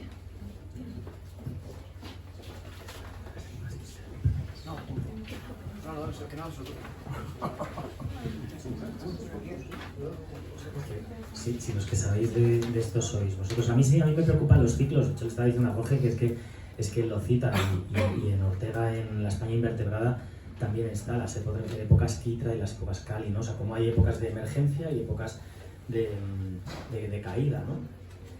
Mi ensayo es un ensayo contra el decadentismo. El decadentismo para mí no es criticar la decadencia existe, o sea, mi propio organismo no para de decaer hasta que dentro de unos años moriré, y lo humano decae, todo decae. Pues, esto no es el problema, porque sería una ingenuidad por mi parte, y además la sensación, el sentimiento que esto genera, como decía Antonio, ¿no? de esa conciencia del tiempo y que somos seres históricos, también provoca una conciencia mayor de la decadencia, y además yo creo que es positivo porque nos pone en un plano más humano. Es decir, si lo humano decae, ¿qué es lo humano? Si lo humano muere, ¿qué es lo humano? ¿La vida es muerte o la muerte es vida? ¿Qué es? ¿No? Entonces yo creo que la pregunta sobre los ciclos es la pregunta sobre lo humano. Yo creo que esto no cambia. Lo que sí que cambia es el decadentismo, que es lo que a mí como postura intelectual, que además es intelectualista, es que no es ni siquiera intelectual, es poner sobre el sentido de la historia la presuposición de que todo va a ir a peor, de que todo va a decaer, porque necesariamente todo tiene que decaer. Y eso, oye, perdona, no todo necesariamente tiene que decaer. A lo mejor todo está decayendo, discutámoslo. A lo mejor el edificio se está hundiendo o no se está hundiendo, discutámoslo. Seamos arquitectos de lo social, seamos arquitectos de lo político, y además con realismo. Pero tú antes de ir a ver un edificio no puedes decir que el edificio ya se está cayendo. Míralo, tantealo, haz unas catas, mira la estructura, obsérvalo. Entonces aprendamos a observar lo real, porque además lo real humano es más complejo que lo real material. Lo real humano depende de la libertad. Entonces, los impulsos de la libertad pueden surgir del modo más insospechado, en el lugar más insospechado, generando los efectos positivos o negativos más insospechados. Usted decía Napoleón, ¿no? Napoleón es algo imprevisto. Antonio hablaba de una canción en la autopista, es algo imprevisto. Es que a lo mejor algo imprevisto es precisamente lo que nos da la esperanza en el presente. Lo que pasa es que si el presente es el lugar en el que no hay esperanza para lo imprevisto, el presente se vacía de contenido, porque el contenido del presente en realidad lo único que es un espacio para un acontecimiento, para que te pongan una canción en la autopista o para que nazca Napoleón, o César, o este edificio se hunda, o hoy nos encontremos aquí todos juntos hablando de estas cosas un viernes por la noche, lo cual es un acontecimiento de una magnitud extraordinaria, por lo menos para mí. Me siento súper agradecido precisamente por eso. El presente no es el espacio para un acontecimiento porque está sepultado por una conciencia intelectualista de decadentismo. No puede pasar nada. Sales de marcha y dices, no, esta noche va a ser una mierda. Vas a clase y dices, no, el profesor es imbécil. Vas a hablar con alguien, no, es que son todos tontos. No. Pues vale, tío, no te va a pasar nunca nada en la vida, pero es que la vida es esa cosa que nos pasa. Entonces, con lo que estar abierto a que nos pasa. Y Jorge, tú esto tienes algo que decir, lo vas a decir. Estaba pensando que he advertido, no sé si seréis conscientes de esto, una concomitancia entre vosotros dos en relación a lo que ha dicho Bea, porque la cuestión de Bea, o sea, la preocupación de Bea se remonta a aquello que Benjamin, perdón por el palabra, pero cuando hablaba de la reproductibilidad del arte en tiempos de la técnica, es decir, que un cuadro se pueda duplicar, triplicar y que puedas tener una reproducción perfecta de la Mona Lisa que sea indistinguible del original, para muchos suponía algo que necesariamente llevaba a la muerte del arte, como se llamaba en el tiempo de las primeras vanguardias, ¿no? Y efectivamente no fue así. Y en buena medida quizá estamos hablando del arte en concreto porque es lo que ha dicho Bea Cerolo, pero quizá la solución estribe en recordar la vieja etimología de arte, no solo como tecné, la etimología griega, sino la latina, ars.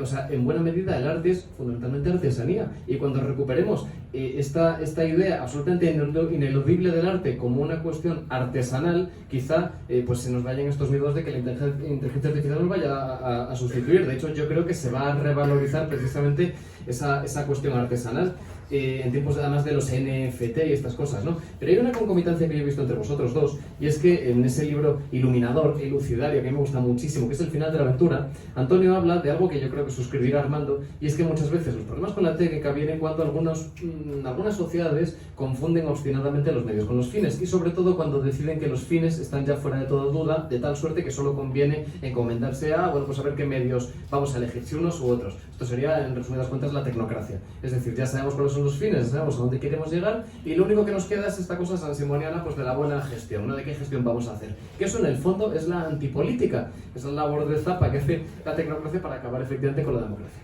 Y luego hay una cosa que a mí me gusta muchísimo de ese libro estupendo, que es Génesis del Estado Minotauro, en el que Armando se hace eco de una idea realmente terrible de Bertrand de Jouvenel, que es la pérdida de la amabilidad del mundo, y habla de que la técnica y el capitalismo viene a ser, en último término, como un niño que agitase un palo en un hormiguero, creo recordar, ¿no? Entonces, claro, efectivamente, leyendo vuestros libros había pues, un cierto regusto amargo en el que te dabas cuenta de que estábamos quizá algo desarmados frente a esta técnica, ¿no? Pero hablando ahora con vosotros me doy cuenta de que quizá no sea así, de que quizá tengamos una cierta esperanza. Es así, ¿verdad?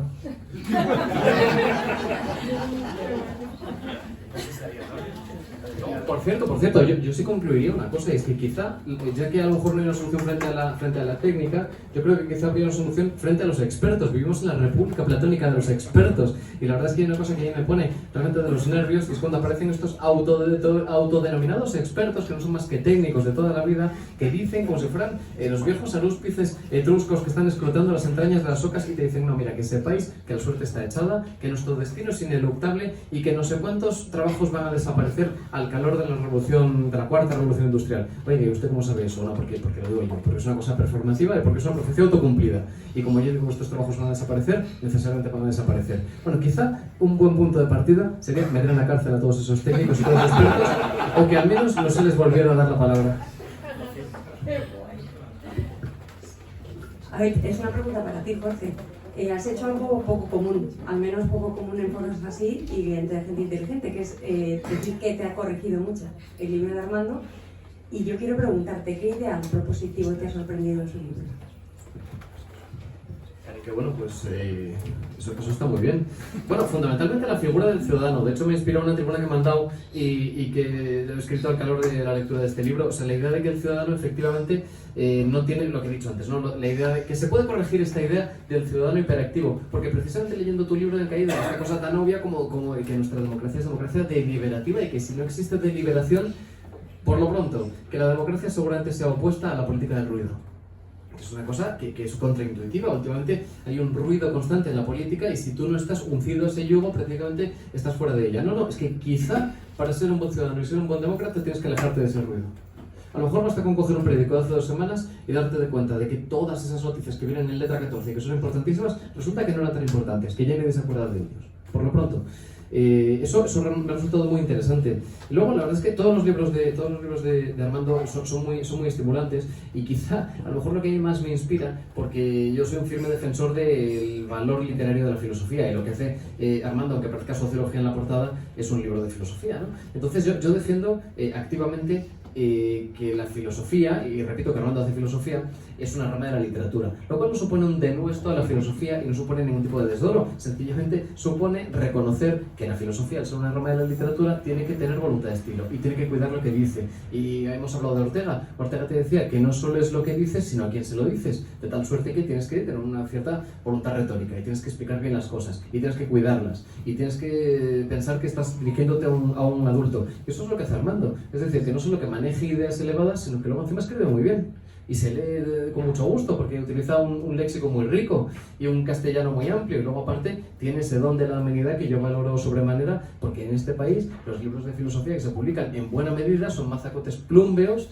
indigeribles, que no hay quien narices se trague y que son absolutamente abyectos porque tengo una jerga académica que el bueno de Armando, a pesar de venir de la academia, no muestra, lo cual hay que valorar especialmente. Entonces, bueno, pues yo, fíjate, destacaría precisamente eso, la parte superficial. Que nunca es una prioridad. La forma es del fondo.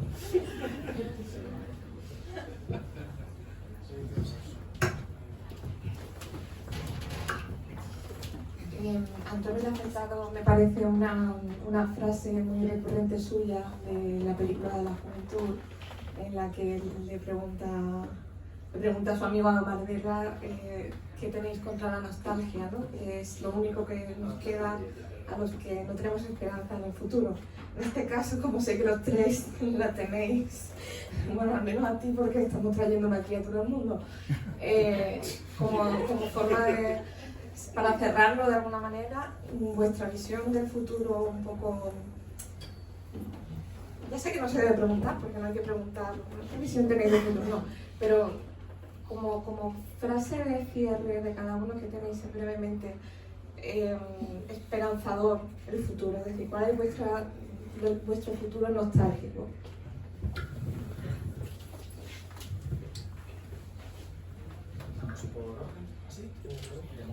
Bueno, yo, o sea, en cuestiones de geopolítica, de política internacional, no tengo la más mínima idea, pero en cuestión de futuro inmediato, lo que a mí me afecta, a mí me gusta esa frase de Santa Teresa que dice: no pasa nada, y si pasa, ¿qué importa? Y si importa, ¿qué pasa? Pues no creo que las cosas vayan tan mal, ¿no?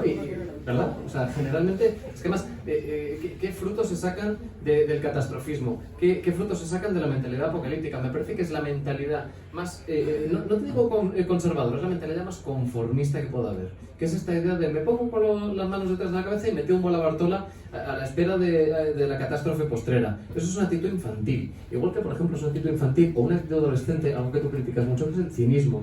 Porque el cinismo, en el fondo, es, por así decirlo, es colaboracionismo con una realidad que te parece inasumible. O sea, el cínico, que es alguien muy de nuestro tiempo, es aquella persona que, por un lado, muestra una mueca de claudicación, porque reconoce que no se puede mejorar lo que hay. Entonces, lo único que puedo hacer es mostrar una especie de resabio socarrón y reírme como haría un adolescente diciendo: ¡guau, qué mierda todo! Bueno, pues en realidad no. Eso es una actitud, efectivamente, de niños o de adolescentes. Pero el cinismo, la dicacidad, el sarcasmo este constante que se ve muy habitualmente entre nuestros coetáneos, me parece, efectivamente, un rasgo de infantilismo. Sin ir más lejos. Cuando se habla, tú has dicho efectivamente que hablar bien de nuestra sociedad es contraintuitivo, es contrarrevolucionario y es impropio de nuestro tiempo. Efectivamente es así. Y volvemos a lo mismo. O sea, ¿quién habla bien de España?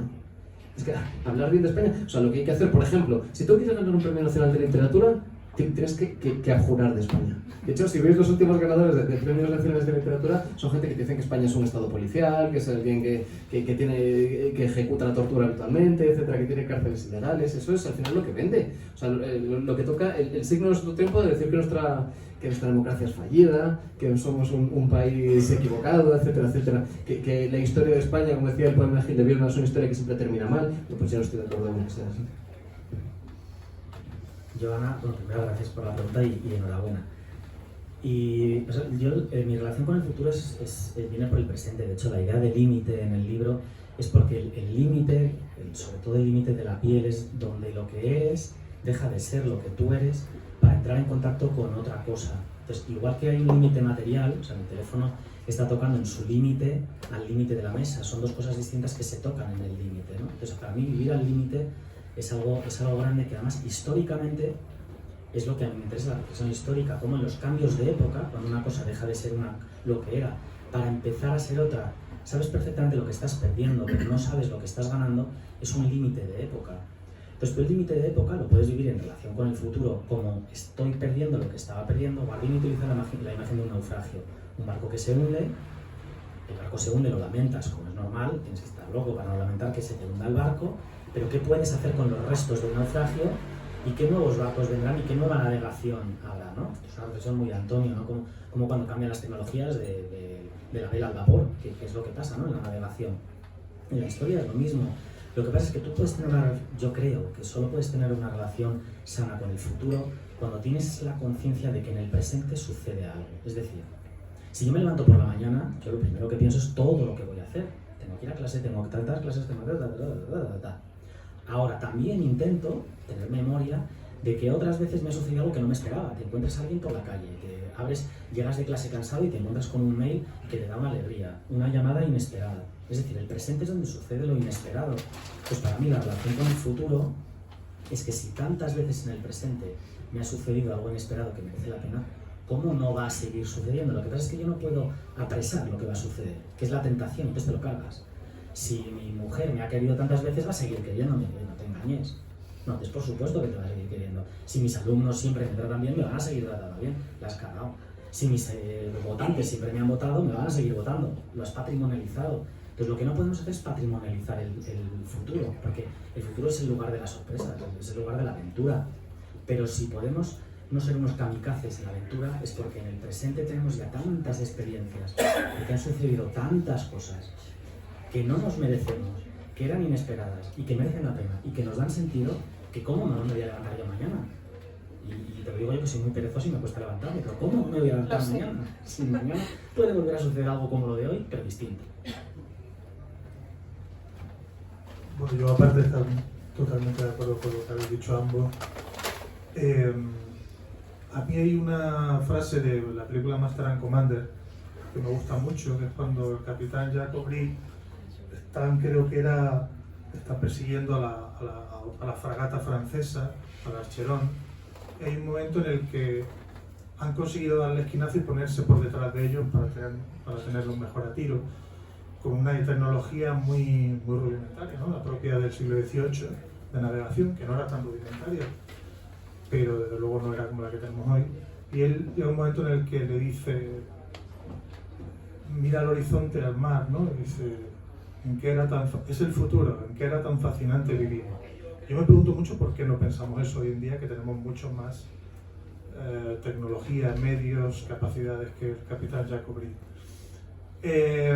Y creo que en parte es por la propia tentación y la propia costumbre de parte de la ciencia de esto que en filosofía de la ciencia se llama actualismo, que es creer que el estado actual de la ciencia es el definitivo y cierra la historia, ¿no? Esto, si miráis en la historia, es muy curioso cómo cantidad de científicos punteros decían frases como la de un físico de finales del siglo XIX, principios del XX, justo antes de abrirse la espita de la física cuántica, es decir, de todos los grandes misterios de la física, decía algo así como, ya no hay nada que descubrir, solo se trata de medir mejor, ¿no? Entonces es una cuestión de digamos, qué cantidad de cosas que damos por supuesto hoy en día en realidad tienen unos pies de barro tan grandes como la frase que dijo este señor, ¿no? Entonces a mí me parece que si hace un tiempo lo que nos liberaba, lo que nos expandía, lo que nos daba esperanza era lo que íbamos sabiendo, creo que el cambio es que ahora nos da mucha esperanza todo lo que desconocemos, ¿no? Creo que hay que volver a girar la mirada hacia todo lo que desconocemos. Yo confieso que a mí me da mucha fe en el futuro cuando teorías que se daban por seguras son desmentidas, porque odio el cierre de la historia. O sea, odio que me digan que vivo ya como en el resumen final y no en su flujo. No sé, yo ya no vivo en la aventura, sino en el puerto de llegada.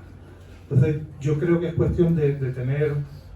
O sea, no hay razón para no tener la mente súper abierta a la esperanza y al futuro, precisamente porque tenemos más medios que nunca, y Y segundo, joder, porque es que a mínimo que te asomas a una sección de ciencia y tecnología de cualquier periódico, es que son todo locuras. Y dices tú, pero ¿cómo me he acostumbrado yo a esto?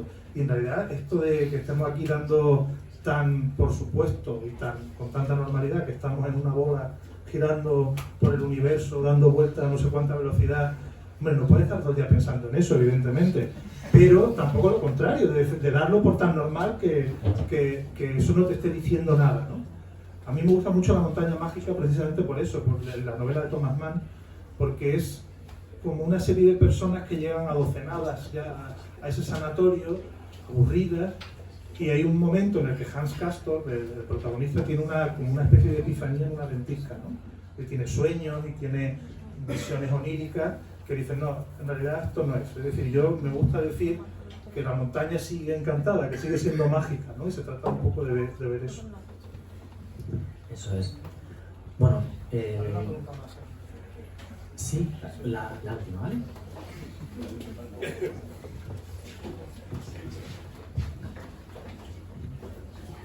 Gracias. La verdad es que la pregunta que quería plantear en cierta medida ya se ha tratado antes, porque precisamente quería hacer un pequeño comentario acerca de todo este tema de la nostalgia, ya que han indicado en la presentación pues como su aspecto más negativo, y me gustaría pues saber, dado que es algo inevitable, que todos tendemos pues al final a idealizar el pasado y a decir eso de cualquier tiempo pasado fue mejor, ¿cómo se puede como canalizar ese sentimiento para poder mejorar el futuro? Que es una idea que se ha tocado así por encima, pero tampoco se ha desarrollado mucho. No sé cómo se puede evitar caer en el alarmismo y enfocar esos sentimientos a la productividad. Como, no sé, simplemente pues qué ideas tienen sobre ello. Gracias.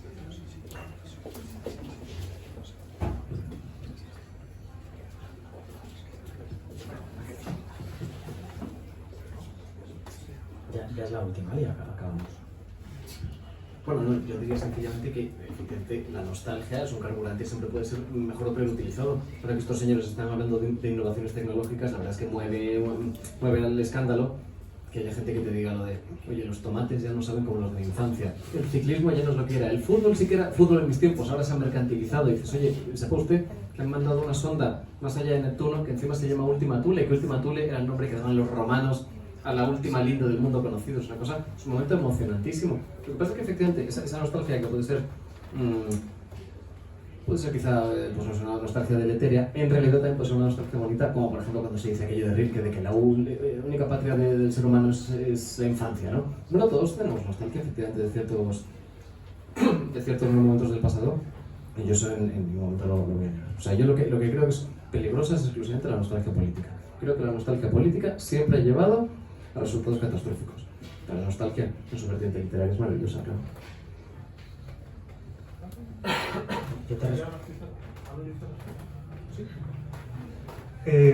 Yo estoy totalmente de acuerdo con Jorge que la nostalgia es un motor de creatividad insustituible. ¿Os acordáis de Cinema Paradiso, cuando Alfredo se queda ciego por el incendio en el Cine Paraíso porque las películas eran muy inflamables? O sea, hay un momento en el que ya vuelve Totó, que ya ha estudiado en Roma, vuelve y le trae las películas nuevas. Y dice, Totó, y le dice, Alfredo, no te preocupes, estas no arden. Y él dice, el progreso siempre llega tarde.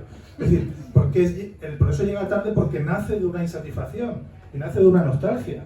Con lo cual yo creo que es inseparable de... Cualquier avance tecnológico nace de una rebeldía contra el tiempo, nace de una necesidad y nace de una nostalgia. Con lo cual a mí creo que es que abjurar de la nostalgia, o sea, yo abjuro de la nostalgia política como Jorge, totalmente. Pero la nostalgia como carburante creativo, tanto desde un punto de vista artístico como científico-tecnológico, me parece clave. Con lo cual creo que es una cuestión sencillamente nada sencilla de canalizarla hacia el arte, la creatividad, el progreso científico-técnico, pero mantenerla alejada de la política. Yo creo, y te agradezco mucho la pregunta, que del sentimiento de pérdida, que es la nostalgia negativa. Bueno, ni negativa ni positiva. El sentimiento de pérdida solo se sale con la conciencia de ganancia. Entonces, Esquirol, que es el autor que citaba antes, habla de 4 heridas: la de la vida, la de la muerte, la del mundo y la del amor. Son heridas que no son desgarros, son aperturas. Entonces, si uno quiere tener una relación, no, que la nostalgia no le destroce, nunca va a ser una actitud ética. Nunca van a hacer de un decálogo de, bueno, ¿y entonces yo qué tengo que hacer? ¿Y mañana qué es lo que hago? Simplemente educarse en la conciencia de que más allá de lo que tú hagas, de lo que hayas perdido, las cosas siguen sucediendo, y sucede la vida, sucede la muerte, sucede el amor y sucede el mundo. O sea, son cosas que nos suceden. Y por eso tenía especial interés en organizar la presentación de este libro, y con esto cierro invitando a Antonio y a Jorge, no solo porque son especialmente lúcidos, como habéis visto, sino porque es que soy yo. O sea, si yo quiero hablar de mi libro y quiero hablar de mí, es que tengo que hablar de ellos, y tengo que hablar con ellos, y tengo que hablar con vosotros, porque yo soy especialmente nostálgico en el sentido romántico negativo. Si yo sé cuál es la vacuna para mi nostalgia, es porque me puedo tomar una cerveza con vosotros y hablar de esto. Y no porque yo me organice y lo haga, sino porque sucedéis vosotros, sucede el mundo, porque el mundo es una cosa que no deja de suceder, y además sucede de un modo imprevisto, porque no sé qué va a suceder después. Ahora, cuando hablemos, que por cierto nos quedamos los que queráis y nos quedamos tomando cervezas y lo que haga falta, para que las cosas sigan sucediendo, porque esto es de lo que queremos hablar. Pues la nostalgia no se combate, el vacío no se combate, el vacío se llena, y el vacío es la conciencia, el vacío se llena con la conciencia de que hay otra cosa que lo llena. Así que nada, tu pregunta me ha venido muy bien para cerrar, para dar las gracias a Antonio, a Jorge, a Manu por la confianza en el libro y que nos encuentro, y a todos vosotros, al Ateneo, por acogernos en este sitio tan fantástico, la relación que ya tenemos, y a todos los que habéis venido, como decíamos antes, que habéis hecho un gran esfuerzo por estar, pero que en el fondo, por lo menos a mí, es lo que me da esperanza. Muchísimas gracias.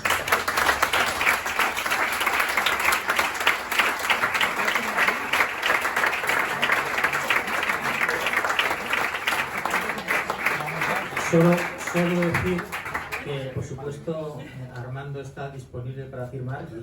Cuanto más le hagáis firmar, menos cerveza se va a tomar. Gracias.